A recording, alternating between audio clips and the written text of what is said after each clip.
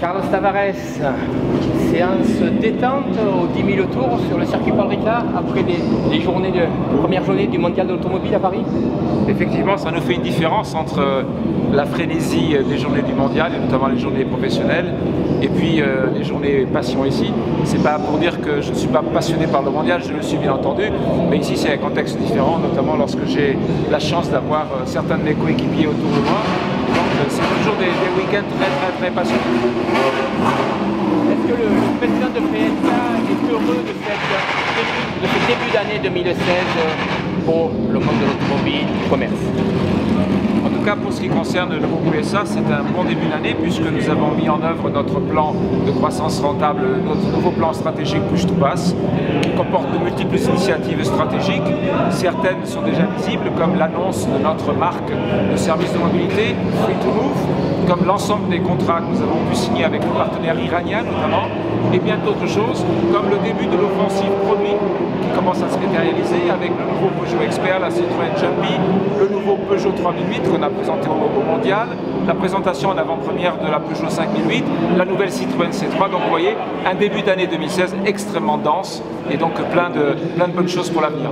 Alors nous sommes ici près d'une des Peugeot qui a écrit des grandes pages de l'histoire aux 24 heures du Mans et dans le monde de l'endurance. Et vous pilotez une Lola T70 de 1969 avec Richard Mille. Qu'est-ce que c'est que cette voiture? Écoutez, c'est une voiture avec un châssis aluminium, un V8 de 5 litres de cylindrée, plus de 550 chevaux, donc une voiture extrêmement bien motorisée. C'est d'ailleurs les Lola T70 qui trustent les premières places ici des courses en classique endurance racing. Et mon ami Richard Mille a eu la gentillesse de m'inviter à rouler avec lui, ce que je fais avec grand plaisir, puisque nous sommes tous les deux des passionnés, voire des malades de sport automobile. Alors votre Lola est de 1969 et vos chaussures de pilote? Probablement de 1980 et quelques. Je pense qu'elles ont une bonne 20 ans ou 25 ans, puisque je ne change de bottines de course que lorsqu'elles sont complètement trouées. Et à ce stade, en 36 ans de course automobile, je n'ai eu que 2 paires de bottines. C'est la 2e paire.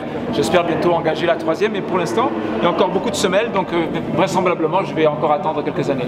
Carlos Tavares, est-ce qu'on peut dire que vous êtes quelque part fier de courir au circuit Paul Ricard, qui est quand même un ambassadeur du sport mécanique français de par le monde?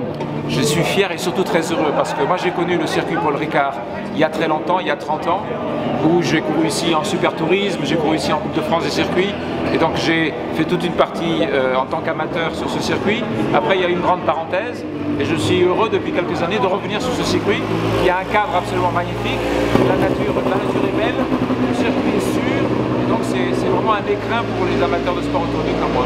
Vous pilotez depuis 36 ans en non-stop. Est-ce qu'on peut dire que pour vous c'est votre carburant mental?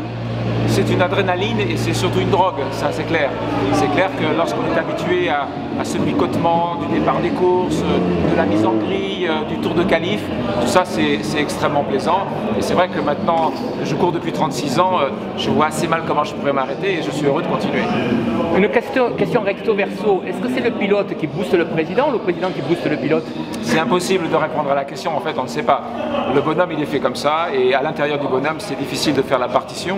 Simplement il y a beaucoup de synergie et il y a beaucoup d'analogies entre le monde de la course automobile et le monde des affaires, notamment dans l'industrie automobile qui est une véritable compétition, pour pas dire plus parce que je pourrais utiliser des termes plus guerriers.